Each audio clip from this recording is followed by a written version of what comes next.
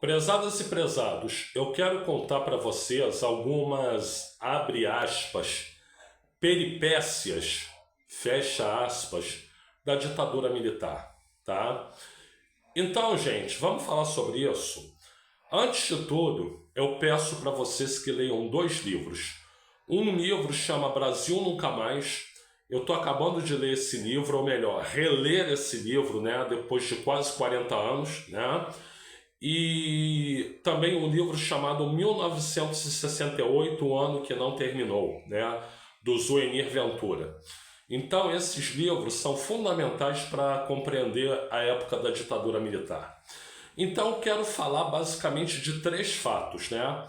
Um fato era o seguinte: existia na época que os militares tomaram o poder, né, em 1º de abril de 1964, né, uma operação dos Estados Unidos chamada Operação Brother Sun, né? Ou seja, Operação Estados Unidos Irmão, né?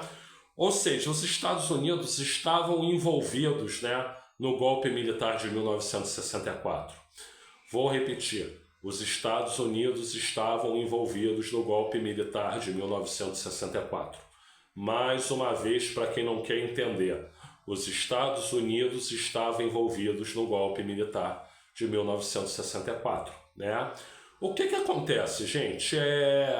Existia um porta-aviões norte-americano aqui na costa do Brasil, né? E esse porta-aviões, que poderia ser porta-helicópteros também, estava pronto para ser acionado caso fosse necessário.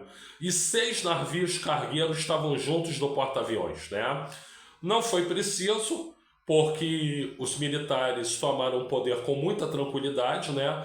Os batalhões vindos de Juiz de Fora arrumaram para Brasília, né? Em 31 de março de 1964, depois eles chegaram em Brasília e tomaram conta, né? O presidente João Goulart se refugiou no Palácio do Piratini, no Rio Grande do Sul, né? E o Leonel de Moura Brizola disse, né? Aqui, refugiados, o Leonel Brizola não era governador do Rio do Sul, tá, gente? Ele era deputado federal pela Guanabara, mas ele conseguiu exílio com o então governador do Rio Grande do Sul, né? Tanto o Leonel Brizola como João Goulart, e o Brizola propôs para ele: daqui nós vamos comandar a resistência, né? E o João Goulart disse: não, vai ter banho de sangue, eu não quero, então... Ou seja, o João Goulart se acovardou, né? O macho ali se chamava Leonel de Moura Brizola, né?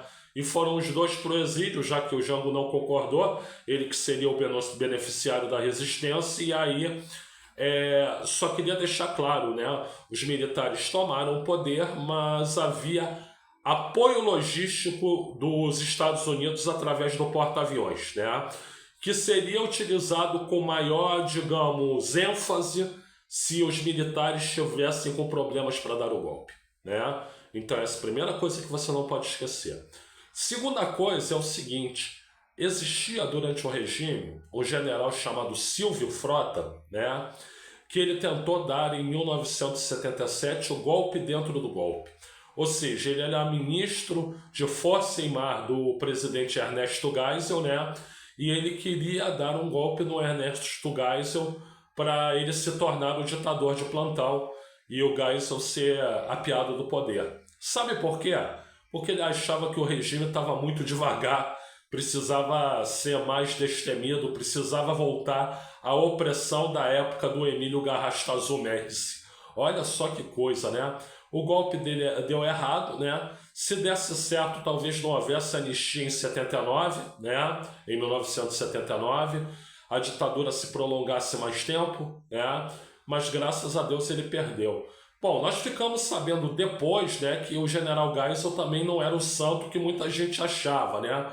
Porém, melhor do que o Silvio Frota era, né? Silvio Frota, aliás, que era tio-avô do Alexandre Frota, né? Por que eu não estou surpreso, hein, gente? Por que eu não estou surpreso, né? E o terceiro ponto foi um general chamado João Paulo Bournier, né? João Paulo Bournier, como é mostrado no livro 1968, o ano que não terminou, ele era um general da ditadura que orgulhava-se de dizer que não era de direita, mas sim de extrema direita, né? Estão vendo, bolsonaristas? Estão vendo, bolsonaristas? Estão vendo, bolsonaristas? E ele simplesmente fez duas coisas, né? A primeira foi quando ele pegava presos políticos, né? Ele botava num helicóptero, o helicóptero sobrevoava o mar e ele tacava os presos do helicóptero vivos, vou dizer de novo, vivos, mais uma vez, vivos, para eles morrerem na queda até embaixo ou eles morrerem se espatifando no mar, né? Para vocês verem a crueldade do sujeito. E esse cidadão também tinha planejado explodir a Avenida Brasil, que era a principal via na época no Rio de Janeiro, o gasoduto de Manguinhos, que era ao lado da Avenida Brasil, dizem que é onde vai construir o estádio do Flamengo, né? Ele queria explodir isso numa segunda-feira às 6 horas da tarde. Sabe por quê? Porque se estima que iam morrer cerca de 200 mil pessoas, né? Ele ia botar a culpa nos terroristas e depois ia aumentar a perseguição aos chamados terroristas para... a desculpa, né, o pretexto para aumentar a perseguição aos chamados terroristas era exatamente o que eles teriam causado nessa explosão do gasoduto, quando quem mandou explodir foi ele mesmo, né?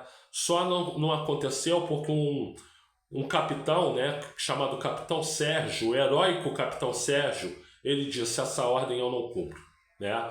Então esse cara morreu na miséria, foi transferido e tudo, o cara é um herói. Capitão Sérgio, não esqueça esse nome, Sérgio Macaco, como diziam, né? E então é um episódio parecido com o do Rio Centro, lá em 1980, né? Que eles queriam explodir o Rio Centro, só que a bomba explodiu no colo do general que queria fazer isso, né?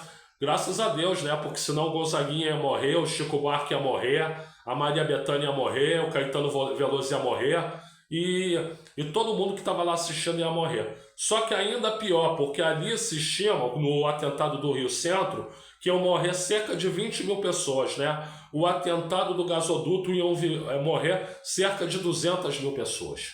Então, gente, essa é a simpaticíssima ditadura militar que tantos defendem, que tantos adoram, que tantos acham legal. Né, Jair Messias Bolsonaro? Né, Jair Messias Bolsonaro? Da minha parte, você só tem que ouvir o seguinte: vão todos a merda. Mais uma vez, vão todos a merda. De novo, vão todos a merda. Os que estão vivos, os que estão mortos e todo mundo que se meteu com essa ditadura sangrenta, horripilante, safada. E tem gente que relativiza, né? Né, Cabo Elson? Né, Cabo Elson? Né, Cabo Elson? Gente, eu sou o Luiz Felipe Chateaubriand, eu agradeço aí pela atenção. Muito obrigado a todas, muito obrigado a todos, muito obrigado a todos, sim a todos. E por gentileza, like aqui nesse vídeo, se inscreva no canal, ative o sininho e compartilhe.